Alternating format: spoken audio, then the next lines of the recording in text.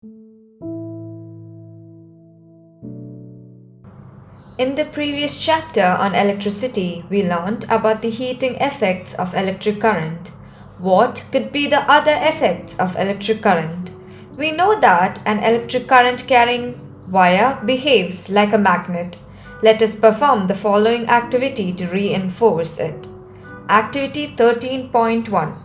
Take a straight thick copper wire and place it between the points X and Y in an electric circuit, as shown in figure 13.1.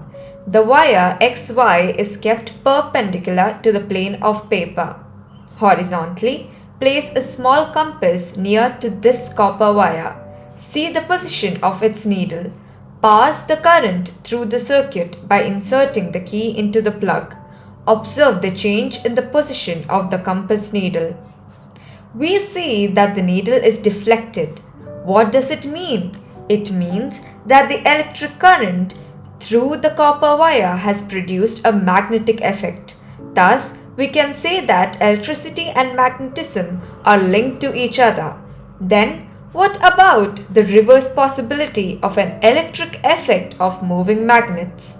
In this chapter, we will study magnetic fields and such electromagnetic effects. We shall also study about electromagnets and electric motors, which involve the magnetic effect of electric current, and electric generators, which involve the electric effect of moving magnets. Hans Christian Ørsted, one of the leading scientists of the 19th century, played a crucial role in understanding electromagnetism. In 1820, he accidentally discovered that a compass needle got deflected when an electric current passed through a metallic wire placed nearby.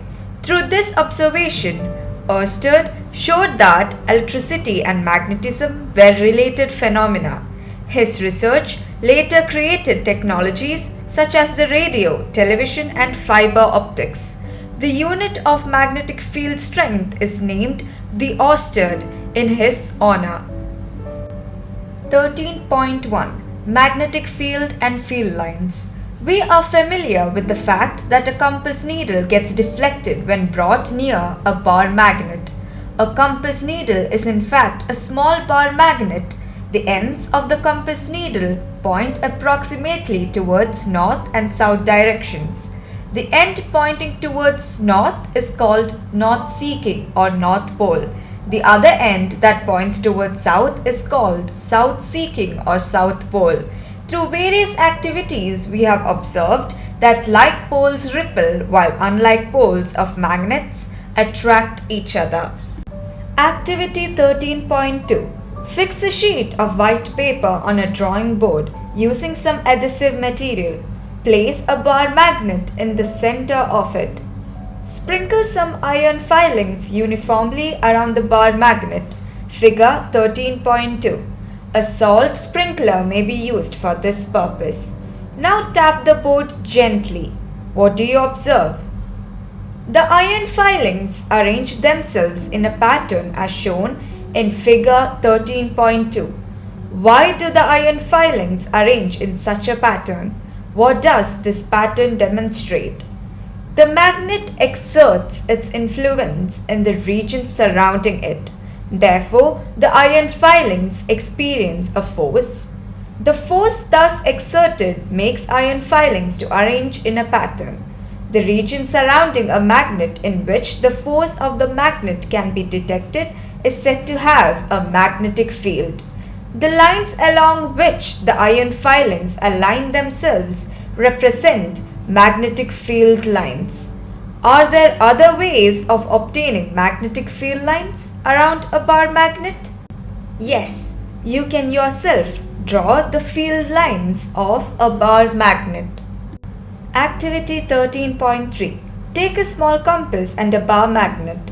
Place the magnet on a sheet of white paper fixed on a drawing board using some adhesive material. Mark the boundary of the magnet. Place the compass near the north pole of the magnet. How does it behave? The south pole of the needle points towards the north pole of the magnet. The north pole of the compass is directed away from the north pole of the magnet. Mark the position of two ends of the needle. Now move the needle to a new position such that its south pole occupies the position previously occupied by its north pole. In this way, proceed step by step till you reach the south pole of the magnet as shown in figure 13.3. Join the points marked on the paper by a smooth curve. This curve represents a field line. Repeat the above procedure and draw as many lines as you can. You will get a pattern shown in figure 13.4. These lines represent the magnetic field around the magnet. These are known as magnetic field lines. Observe the deflection in the compass needle as you move it along a field line. The deflection increases as the needle is moved towards the poles. Magnetic field is a quantity that has both direction and magnitude. The direction of the magnetic field is taken to be the direction in which a north pole of the compass needle moves inside it. Therefore, it is taken by convention that the field lines emerge from north pole and merge at the south pole. Note the arrows marked on the magnetic field lines in figure 13.4. Inside the magnet, the direction of field lines is from its south pole to its north pole. Thus, the magnetic field lines are closed curves. The relative strength of the magnetic field is shown by the degree of closeness of the field lines.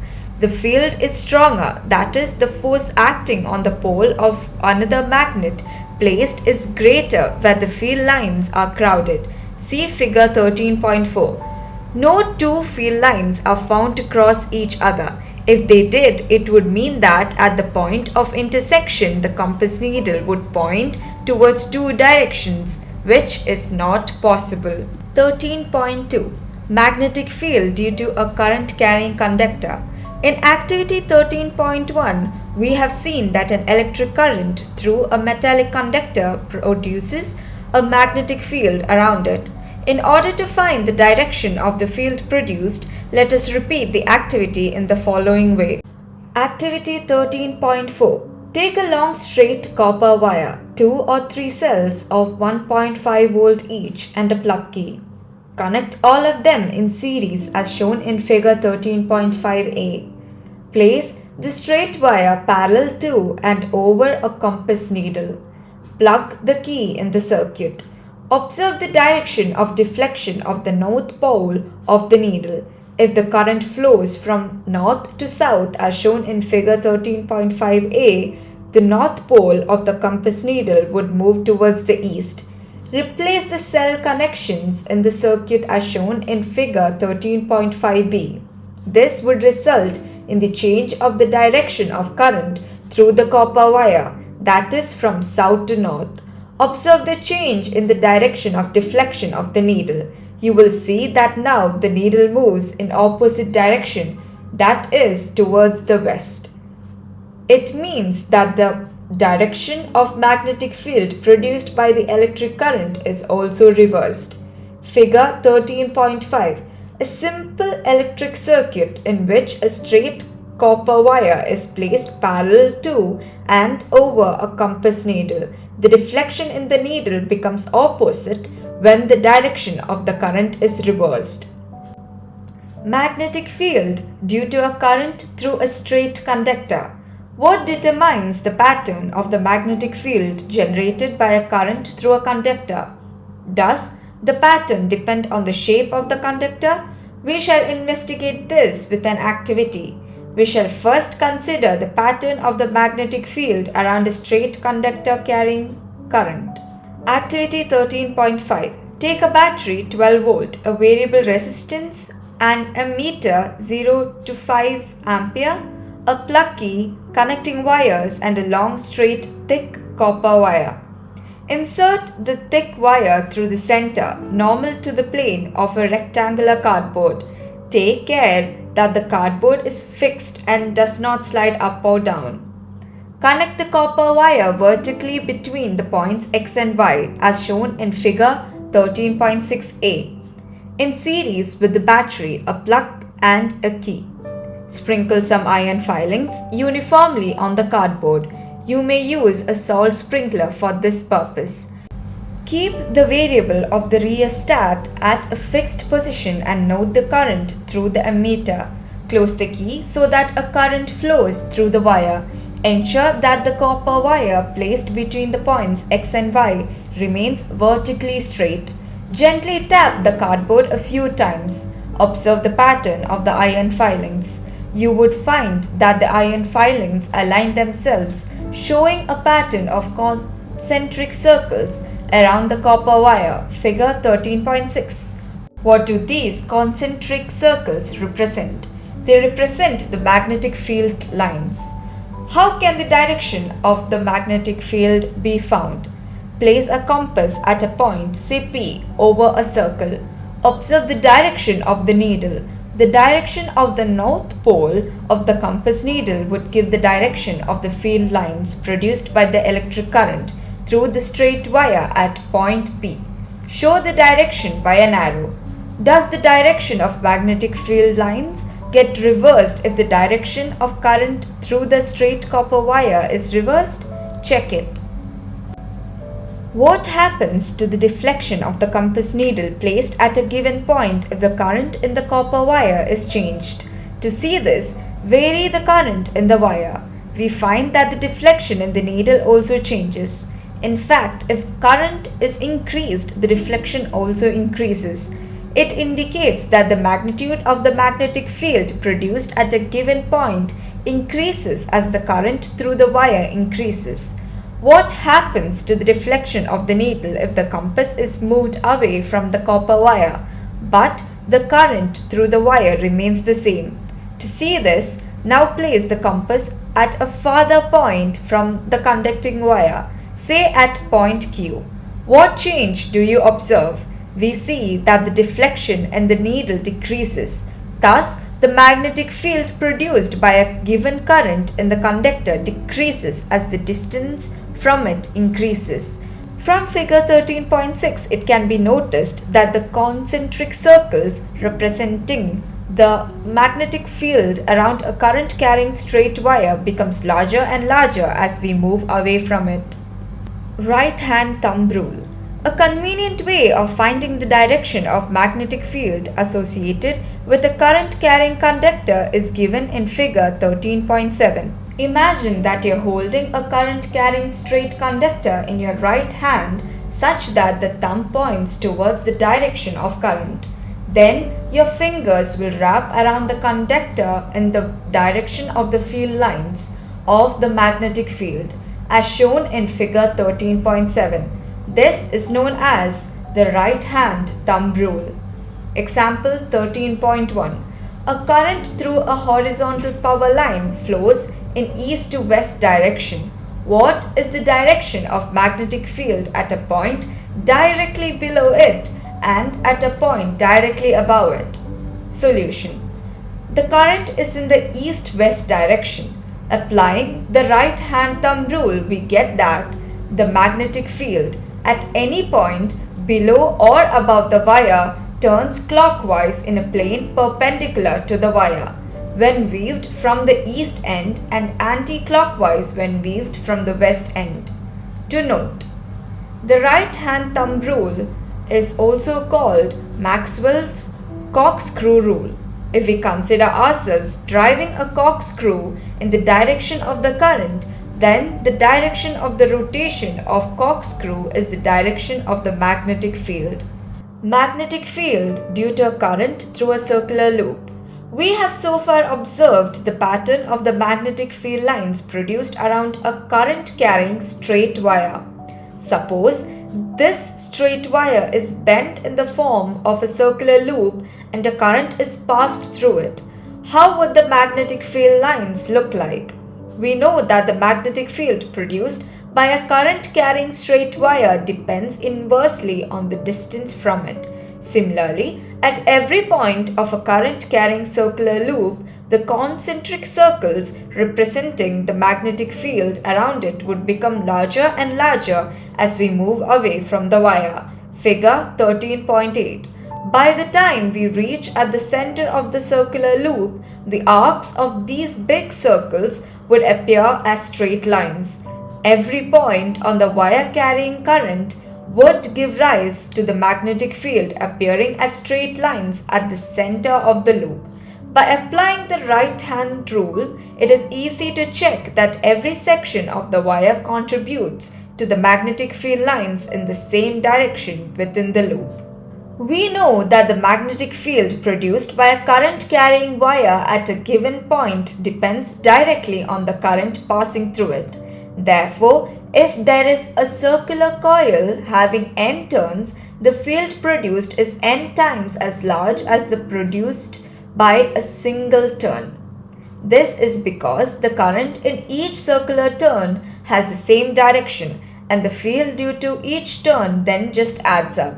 Activity 13.6. Take a rectangular cardboard having two holes. Insert a circular coil having large number of turns through them, normal to the plane of the cardboard. Connect the ends of the coil in series with a battery, a key and a rheostat, as shown in figure 13.9. Sprinkle iron filings uniformly on the cardboard. Plug the key. Tap the cardboard gently a few times. Note the pattern of the iron filings that emerges on the cardboard. Magnetic field due to a current in a solenoid. A coil of many circular turns of insulated copper wire wrapped closely in the shape of a cylinder is called a solenoid. The pattern of the magnetic field lines around a current-carrying solenoid is shown in figure 13.10. Compare the pattern of the field with the magnetic field around a bar magnet, figure 13.4.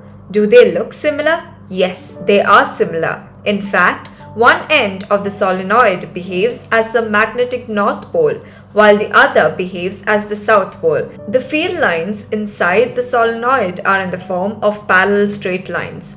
This indicates that the magnetic field is the same at all points inside the solenoid. That is, the field is uniform inside the solenoid.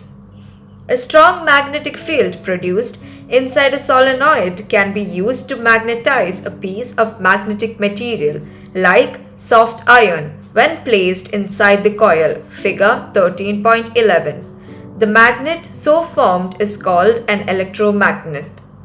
13.3. Force on a current-carrying conductor in a magnetic field.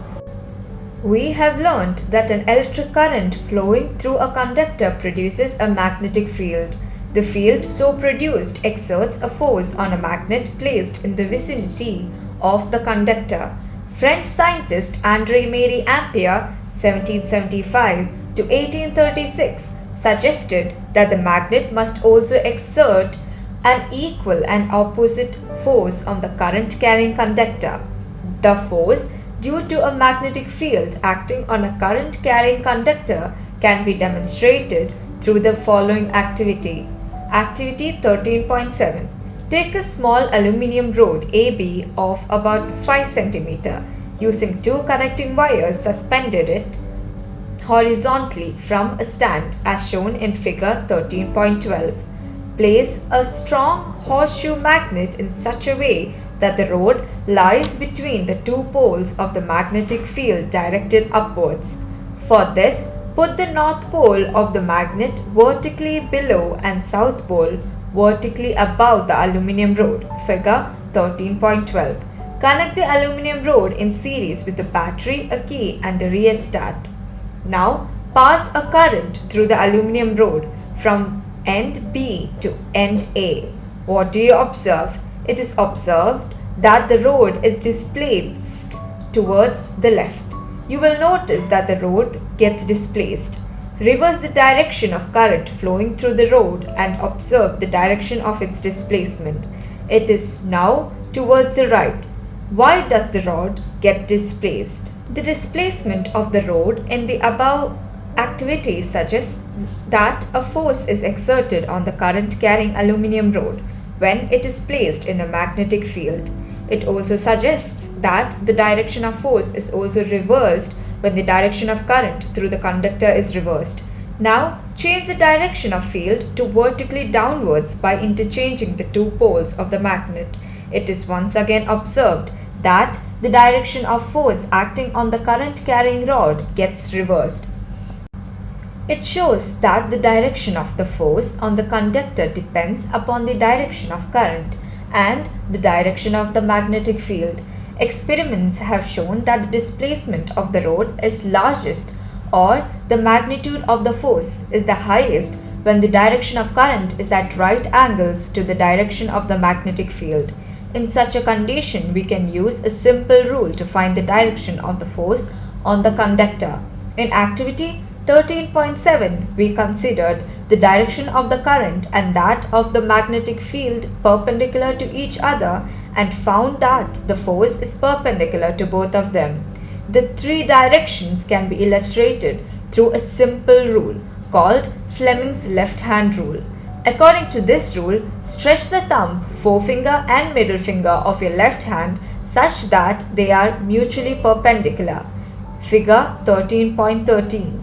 If the first finger points in the direction of magnetic field and the second finger in the direction of current, then the thumb will point in the direction of motion or the force acting on the conductor.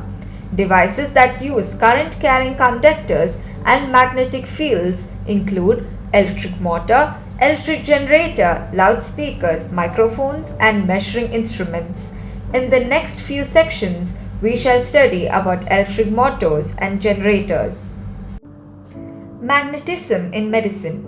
An electric current always produces a magnetic field, even when weak ion currents that travel along the nerve cells in our body produce magnetic fields. When we touch something, our nerves carry an electric impulse to the muscles we need to use. This impulse produces a temporary magnetic field. These fields are very weak and are about 1/1000th of the Earth's magnetic field.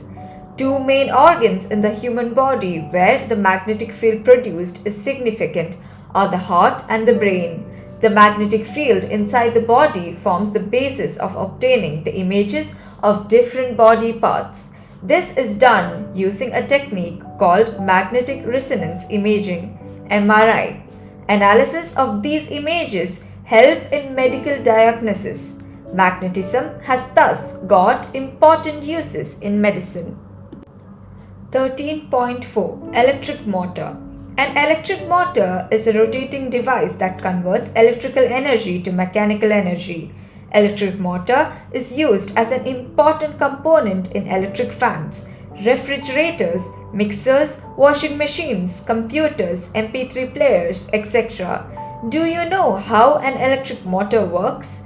An electric motor, as shown in figure 13.15, consists of a rectangular coil ABCD of insulated copper wire.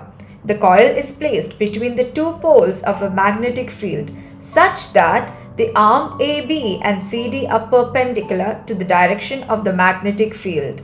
The ends of the coil are connected to the two halves P and Q of a split ring.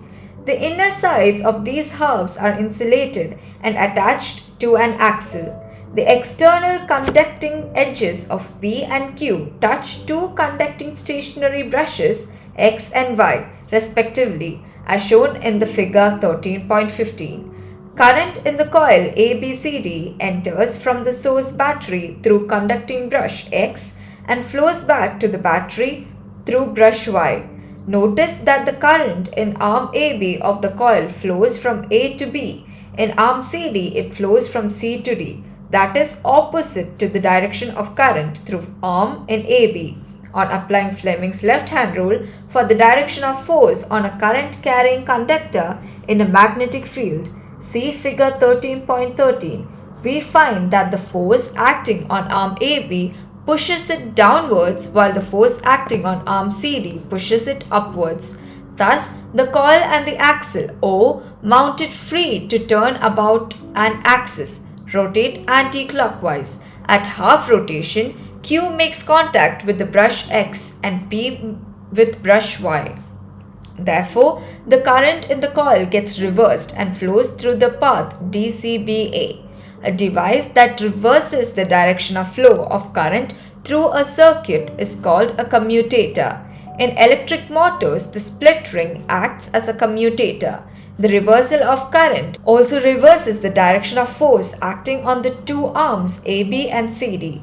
Thus, the arm AB of the coil that was earlier pushed down is now pushed up, and the arm CD previously pushed up is now pushed down. Therefore, the coil and the axle rotate half a turn more in the same direction. The reversing of the current is repeated at each half rotation, giving rise to a continuous rotation of the coil and to the axle. The commercial motors use 1. An electromagnet in place of permanent magnet. 2. Large number of turns of the conducting wire in the current carrying coil. And 3. A soft iron core on which the coil is wound. The soft iron core on which the coil is wound plus the coils is called an armature. This enhances the power of the motor. 13.5. Electromagnetic induction.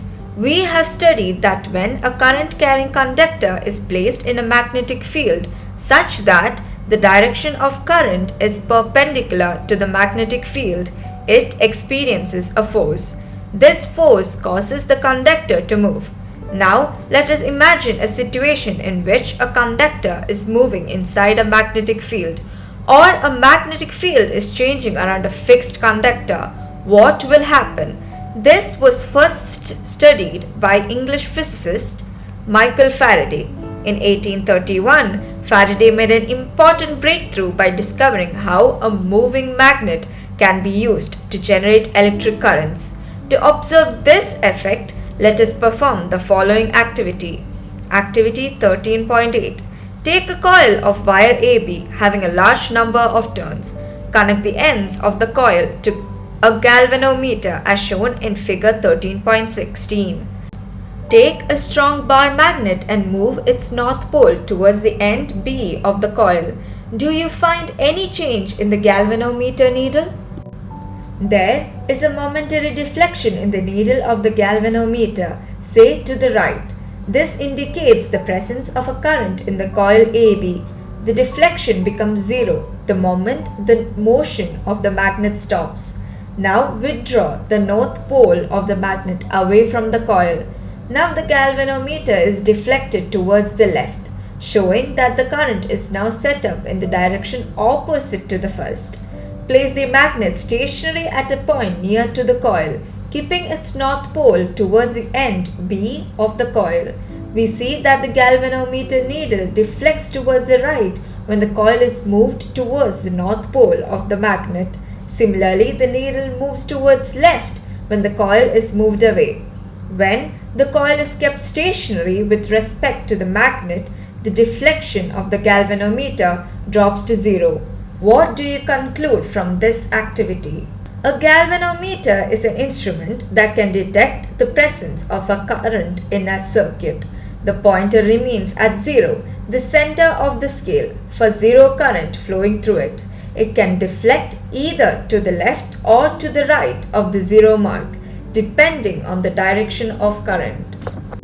You can also check that if you had moved south pole of the magnet towards the end B of the coil, the deflections in the galvanometer would just be opposite to the previous case. When the coil and the magnet are both stationary, there is no deflection in the galvanometer. It is thus clear from this activity that motion of a magnet with respect to the coil produces an induced potential difference, which sets up an induced electric current in the circuit. Michael Faraday was an experimental physicist. He had no formal education. He worked in a book-binding shop during his early years. He used to read books that came for binding. This way, Faraday developed his interest in science. He got an opportunity to listen to some public lectures by Humphrey Davy of Royal Institute. He made careful notes of Davy's lectures and sent them to Davy. Soon, he was made an assistant to Davy's laboratory at the Royal Institute. Faraday made several path-breaking discoveries that include electromagnetic induction and the laws of electrolysis. Several universities conferred on him the honorary degrees, but he turned down such honors. Faraday loved his science work more than any honor. Let us now perform a variation of activity 13.8 in which the moving magnet is replaced by a current carrying coil and the current in the coil can be varied. Activity 13.9. Take two different coils of copper wire having large number of turns, say 50 and 100 turns respectively. Insert them over a non-conducting cylindrical roll as shown in figure 13.17. You may use a thick paper roll for this purpose. Connect the coil 1 having large number of turns in series with a battery and a plug key. Also connect the other coil 2 with a galvanometer as shown. Plug in the key. Observe the galvanometer. Is there a deflection in its needle?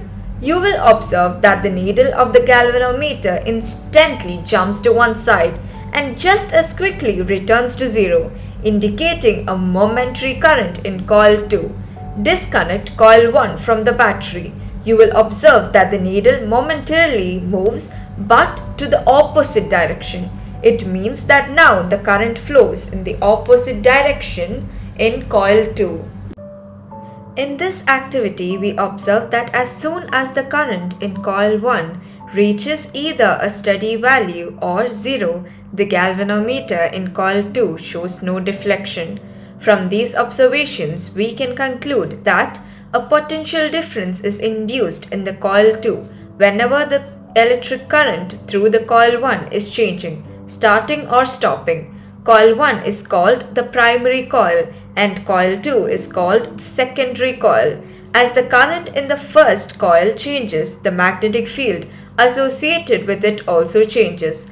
Thus, the magnetic field lines around the secondary coil also change. Hence, the change in magnetic field lines associated with the secondary coil is a cause of induced electric current in it. This process by which a change in magnetic field in a conductor induces a current in another conductor is called electromagnetic induction. In practice, we can induce current in a coil either by moving it in a magnetic field or by changing the magnetic field around it. It is convenient in most situations to move the coil in a magnetic field. The induced current is found to be the highest when the direction of motion of the coil is at right angles to the magnetic field. In this situation, we can use a simple rule to know the direction of the induced current. Stretch the thumb, forefinger and middle finger of right hand so that they are perpendicular to each other as shown in figure 13.18. If the forefinger indicates the direction of the magnetic field and the thumb shows the direction of motion of the conductor, then the middle finger will show the direction of induced current. This simple rule is called Fleming's right hand rule. 13.6 Electric generator.